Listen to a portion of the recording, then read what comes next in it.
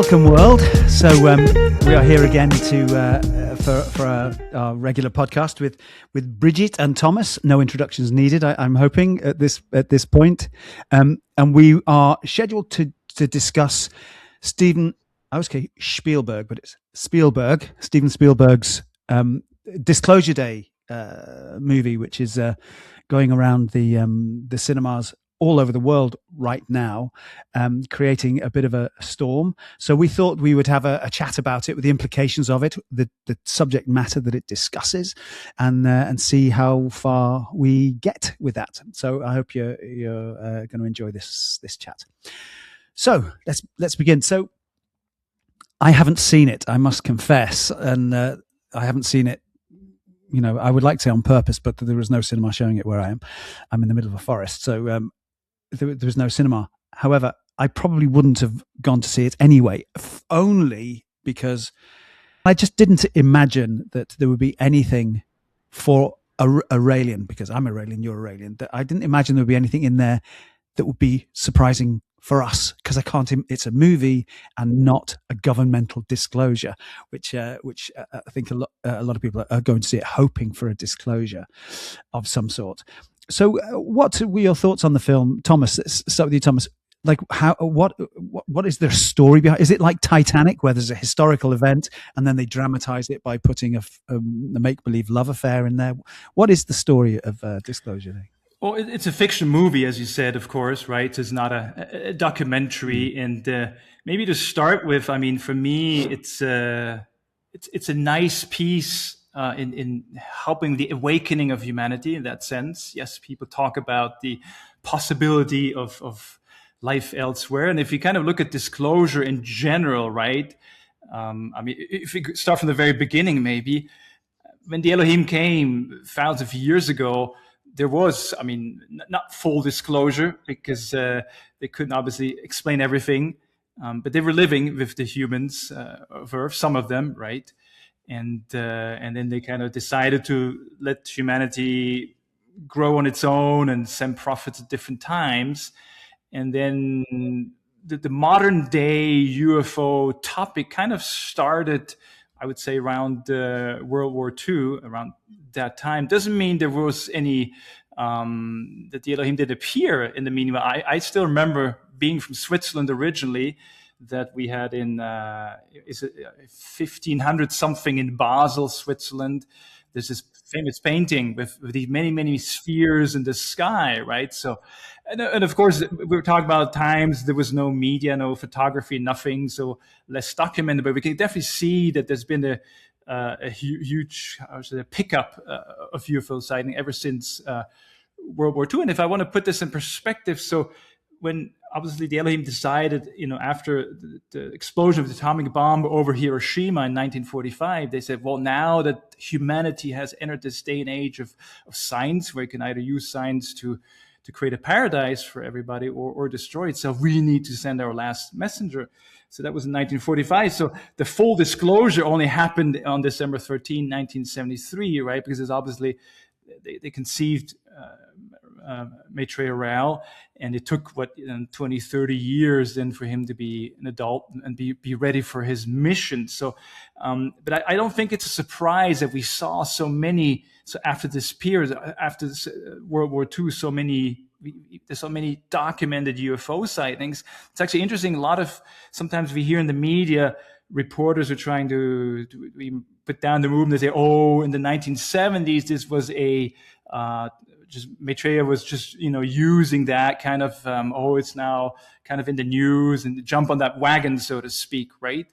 But I would say, well, the opposite is true. Is the Elohim needed to do these appearances to prepare humanity for a prophet that will speak about extraterrestrials. Because imagine 1973, nobody had ever seen a UFO, let alone extraterrestrial. So if somebody comes with a message like that, people are like, what? I mean, so you have to prepare. I see they had to prepare, the Elohim had to prepare humanity for this special day in 1973, December 13, where we had full disclosure, and of course we've had many, I think, following that, many disclosure efforts. More recently, obviously by the U.S. government, and it's been something that's been going on. But I think Spielberg himself, he did many movies which helped in this disclosure effort. Right, the one that I personally remember the most and that I loved the most was the movie E.T.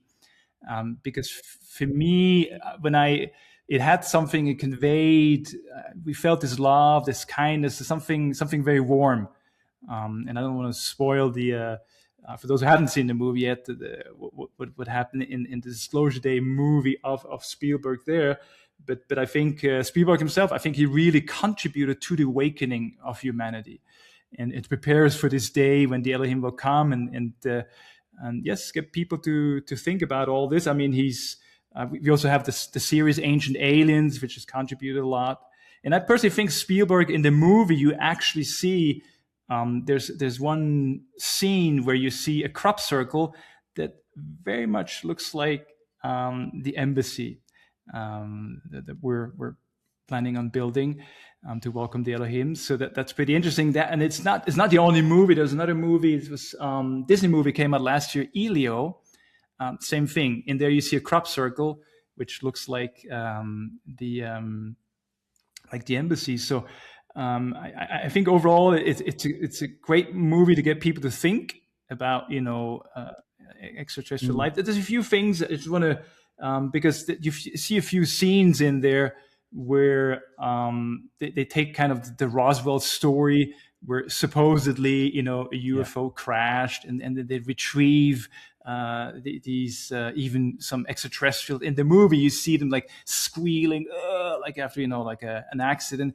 And that's really, I think we have to put this in perspective. So first of all, the Elohim explained to us that Earth is kind of like a no-fly zone, right? So there's not, because we seem to be just too primitive. So there's no other civilizations that come here. The Elohim observe us from afar. They sent Maitre Rael, their last messenger, and they communicate information to humanity through him. But there's no, the whole idea, if you think about it, any advanced civilization that can come here, do you think they would crash land like, oh, we missed a turn, and then I mean, it's absurd, right? It's a totally absurd. And of course, maybe even 50, 60 years ago, people could think that yes, there'd be spaceships where there's actually the extraterrestrials would like the joystick, pilot the ship. But it's absurd nowadays, and of course in our day and age, I mean, you just send a drone, right? You don't need to have somebody in there. It's an absurd idea to think that they will crash land. The other thing, there's I think a very important teaching that the Elohim give us for the entire, I'd say, the embassy project, where they tell us we would like to come and see you, our children, if you want so, and please build an embassy for us. And so it's like you can feel this respect and love for the creation. And in the movie, you basically have two characters who are kind of like abducted and then brought, and you see them kind of on an examination table in a spaceship somewhere. That's totally against any advanced civilization. You would never abduct somebody that, even think of it, Maitreya himself, when the Elohim contacted him in 1973. Yes, he was telepathically guided to the Puy de la Sola, but Yahweh appeared to him and asked him to come in his spaceships and gave him a series of messages. But it was never nothing was imposed. There was nothing forceful to it. And I think that's a very important reminder that from the sky, there's only love. I think for me, that's the most important thing people have to remember. There's nothing forceful, only love. And that's why for me, that's just me personally speaking here, I had a bit more of a connection with Spielberg's E.T. movie, which obviously it was done a long time ago, but this, you felt more love from this being. So, but overall, I think that this topic of the UFOs and extraterrestrials, we see it more and more in movies, in advertisement. I mean, a little. Not everybody knows this, but we've had a very famous producer, a Hollywood producer, came to a Raelian Happiness Academy, and I think it was in 2009 in Las Vegas. I'm not going to mention his name, but he did major movie productions in Hollywood. And Spielberg himself, he was given the the message book.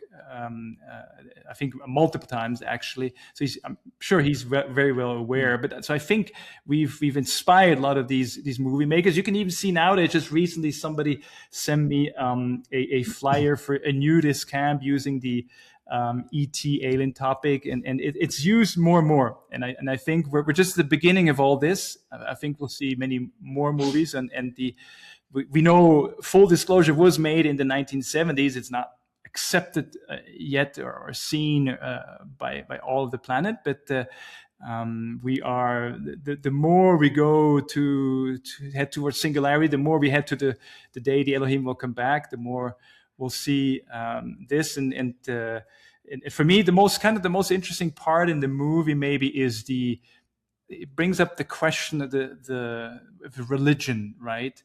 And obviously for us as Raelians, yes, God is ET, and that creates a whole other discussion, and I think a very interesting discussion. Myself, I remember I discovered the message in 1994, and it was at the time somebody gave me a flyer for a lecture, and it was my girlfriend who really at the time who pushed me to go to lecture. I was busy with my university exams, but she pushed me to go.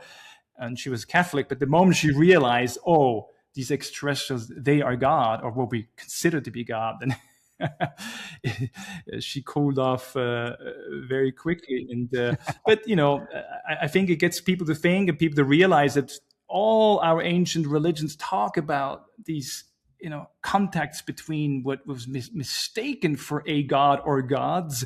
In the Bible, there's very clear references to Jonah and the whale, Noah's Ark, etc., right? So, but literally around the world, we have these legend stories and the religious texts full of this. So, I'm very excited, and then thank you Spielberg for putting this topic out there and getting people to think.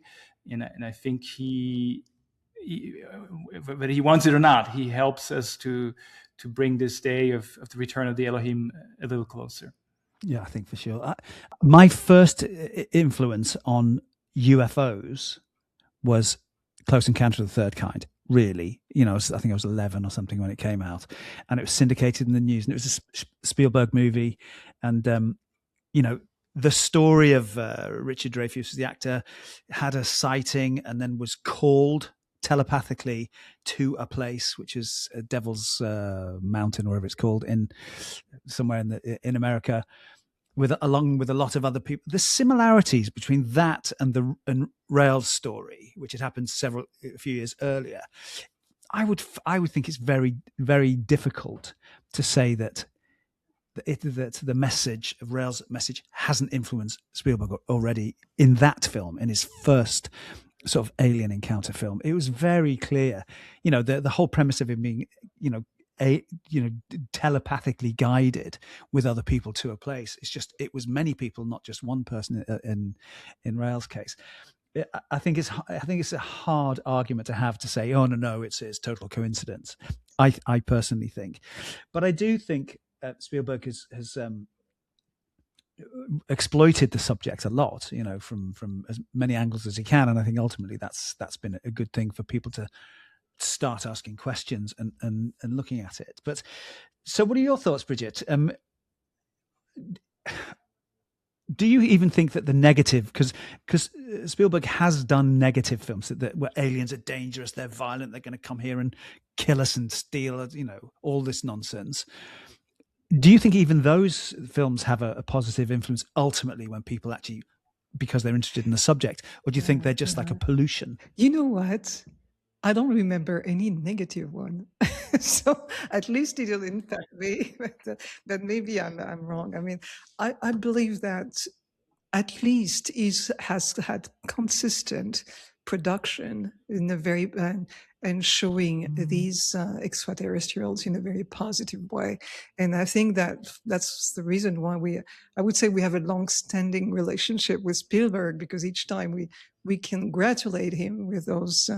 I mean, not directly, but between us, we say, finally, there are some positive aspect of all those who are coming from the sky. Like that we always have. It's not an invasion that the Elohim are willing to have to perform. It's a reunion, and a reunion with loving individuals, and that is the message that we have to shout out there for sure. So yeah, I'm not sure. Anytime that we talk about the possibility of life out there, definitely is helping us, because we need a critical mass. We need a certain number of people who will all understand, not believe, but understand there is life out there and that we're not alone. So I always said we need a critical mass, but my understanding now is that we probably reached it. I don't know if you heard about that. About 6 weeks ago by Bill Maher. Really interestingly, I mean, he always has alternative takes on situations. So he presented Disclosure Day, and in his introduction, he talked about the fact that anyone who doesn't believe in extraterrestrial is now a conspiracy theory. So yeah, there have been a tipping point, and there's probably now a majority of individuals all over the world who believe that we're not alone. And so it's been, as you said, Thomas, like 80 years of preparation since 1947. That's where they intensified all the sightings, right? But yes, that movie is helping to show the emotions through the movie is empathy, and that is, it resonates deeply with our philosophies, obviously. And an anecdote that I mean, we saw the crop circle that is like the blueprint of the embassy, but also the contactees were contacted in 1973, which is, I mean, out of any year, he picked the one that Rael was contacted as well, right? So I like these little winks that we can see in that movie. I would see the part that we can that is, I mean, that's something that Spielberg and David Kopp, and who is the writer, haven't consider, is that when there is life, there is beauty, and that the Elohim created us in their image, and everything they created has a certain harmony and symmetry. And you know that we talked about the Fibonacci sequences in everything that exists. And very likely they have also that type of beauty and symmetry. So having always these weird big eyes, big head, weak body, and curve and difficulties to walk, that is getting old, I would say. Hopefully, if he does another one, that we'll get to something that is, I mean, like individuals full of life and full of joy and running around. That's how I portray those who created us, because they are youthful. They master. I mean, there is no aging process in their civilization, so you cannot imagine that old creature that they showed at the end and that is all bending. That's not the way we should portray them. But I mean, we take whatever Spielberg is giving, and say is more. The last word is listen, and that you know that the woman who is saying listen is about to say what this old and weak extraterrestrial just told her, and so but just that also is as a symbol of the Raelian philosophy. That philosophy, we have to listen, to see them flying around, and to understand they are there is one thing, but it's what they bring. It's the message that is important. What is it that they want to tell us? And so again, that is beautiful to relay. Have to listen, and we have to shout out there for the reunion to happen, and for for humanity to change, because they're coming. That reunion changes in our society. Of course, the religions, like Thomas said, the religions are going to collapse. They can't keep going with their Almighty God, and based on the Bible or scriptures that are obviously understandable with the reality of extraterrestrials creating us, right? So that will be a big collapse. But there are a huge number of people who have been seeking a different spirituality without God. You know, in Asia, I mean, the Hindus have multi-gods, the Buddhists have no God. So all those have a spirituality that has been given, and it's coming from the teachings of the Elohim, those who created us. And that they will embark naturally into the teaching, the Raelian philosophy. I mean, they don't have to be called Raelian anymore. It's more like a universal philosophy of love and compassion and fulfillment and joy and living. I mean, the meaning of life is going to be so different. No more meaningless life where you have to survive, eat, reproduce, and work to grow your kid, right? So that no more of that. It's like seeking joy and fulfillment, and of course science. Science will be mind blowing. It's like all the scientists. It's not human. Happening to so much more. Just the fact that you understand there is no evolution will free all the biologists, physiologists, and then the understanding of physics. So we can go over all the different things that can happen to us. Beautiful. Hopefully that Rainier will happen soon, right? I mean, I have to say, I must say, I think I'm just not interested in Disclosure Day. I'm not interested in I'm interested in Global First Open Contact Day. That's the day that I yearn for and ache for. I mean, Disclosure Day for me is something very much like, oh yeah, so yeah, you've been lying to us for a few decades and denying because you didn't trust that we had the intellectual capacity or the emotional stability to cope with, you know, with the idea that life existed elsewhere.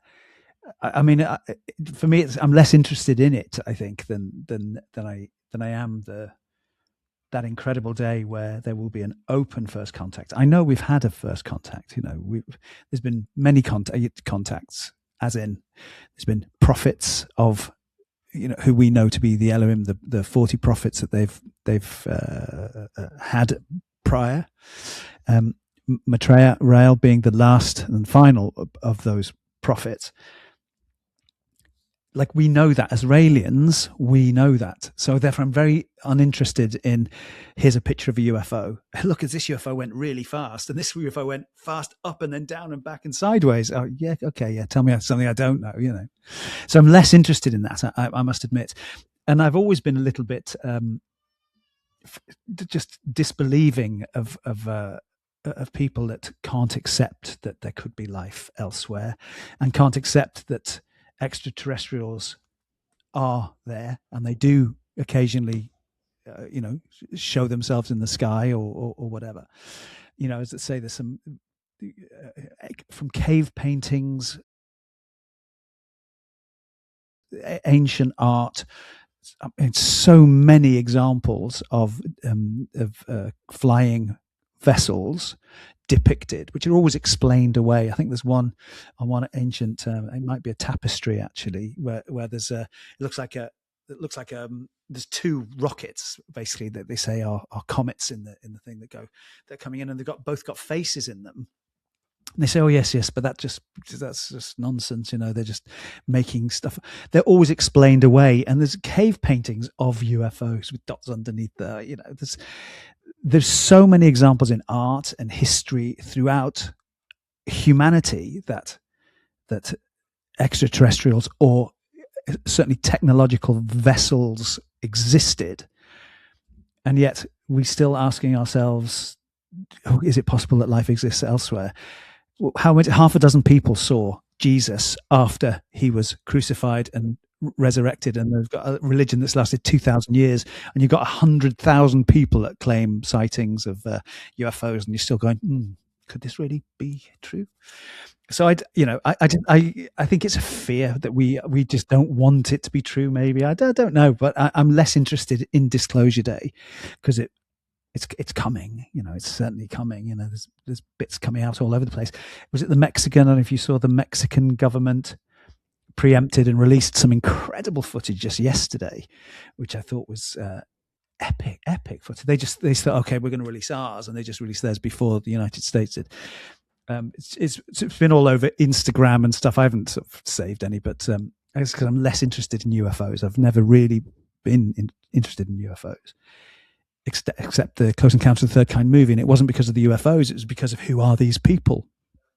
It was always, who are they? Who are these people? Not, oh, there's a UFO, So I don't know, but I do fully agree that it's been a wonderful awakening process for many of the having to look at ourselves, our own ability to accept things that aren't necessarily so clear in front of us. We don't see. I mean, I don't know if either of you two have ever seen a UFO of your own sort of personal sort of sighting, but I can't. I don't know if I'd even tell anybody if I did. I don't know if I would ever tell anyone. Certainly not as a Raelian, because I think people think I've gone completely barking mad.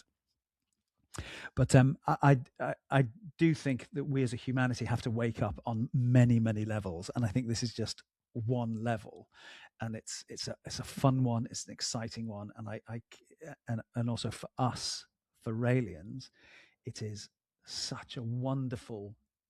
will be such a wonderful day, that first open global encounter day, and it will come. I just hope there are hundreds of thousands of people present when it happens, not just the few of us faithful Raelians who've been waiting for it to happen for years. I welcome all of humanity there. So how do you feel, Thomas? What do you feel about going forward? What influence do you think the Disclosure Day film will have? Do you think it will help pave the way for people accepting the actual Disclosure Day that will come when America and other governments start releasing what they have? Yeah, I think it's a preparation for. It's one of the one of the elements that helps us to get to the full. I mean, we've had the full disclosure, but it's through the messages, obviously, that were given to Maitreya, but it's not how should I say, not publicly accepted, of course, because we with a prophet always goes kind of counterculture, right? So it questions the establishment, the political powers, the military powers, and the religious powers who've been trying to put down the movement, ignore it, etc. By all means, because we won't need them anymore in this beautiful world that we're building. So no, but I think I'm thankful for what Spielberg has done over the years, and also this movie. I think yes, it'll just get people to think. That's I mean, a lot of what the Elohim have done, in for the past few decades. I mean, it was announced a long time ago that there will be signs in the sky in this kind of end of times, quote unquote, which doesn't mean destruction. That's one possibility for humanity, but obviously it's the end of these times for a new beginning of humanity. So that was announced a long time ago, and so I think it's almost as if I look back, I've been in rain for now a good 30 years, and 30 years ago, you were kind of like a tinfoil hat, bizarre person to even consider the, UFO, let alone the idea that they could have been involved in our creation, right? And I remember clearly it was in 1995, because probably most, at least you two, but maybe not all the listeners here. But I remember when I went to, I forgot, it was secondary school or high school, when you learned about the planets and the solar system. I remember very clearly our teacher saying, our solar system may be very unique in the fact that it has planets. Probably most of the other stars are simple stars with nothing, I clearly remember that, right? Me too. And it was in 1995. It was actually a Swiss astronomer with somebody else that he got a Nobel Prize for that. He found the first exoplanet. Yes. And that changes the art quite a bit, right? Because suddenly, just simply because for a lack of technology, ultimately we weren't able to see for a very long time planets around other stars. So that all these things, when I look back, everything we've known for decades and decades, it's everything's being confirmed. So movies help. I think movies help. Scientific progress helps, like obviously discovery of we can start with Crick and Watson, right? Discovery of DNA to explain how being scientifically created, but also things like the discovery of exoplanets. All these things help, but I think for the general culture, movies help too, because a lot of people are not so into science. So but these I think movies help a lot open the minds, and I think the Spielberg movie helped in one way or the other. And I'm excited what comes next. I know we know as Raelians, we kind of know what the ultimate step will be. I'm just curious what's going to happen in between. So but very optimistic. Yeah, and I think also that we have to understand that for them to welcome, we need the embassy. And for that embassy to exist, it has to have extraterrestrial terrestriality.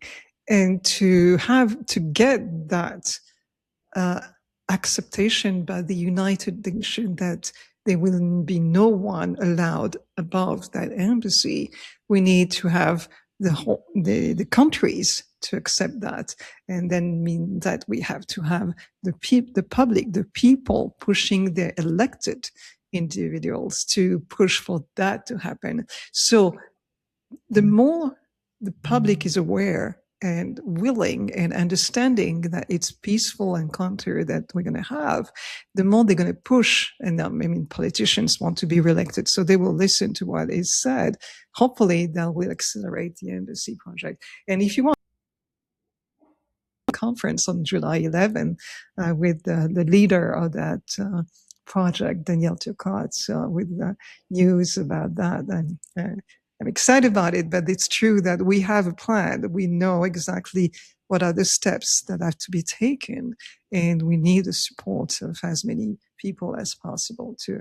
No disclosure there, that's not important, but encounter there is important. Yes, that's what you said earlier.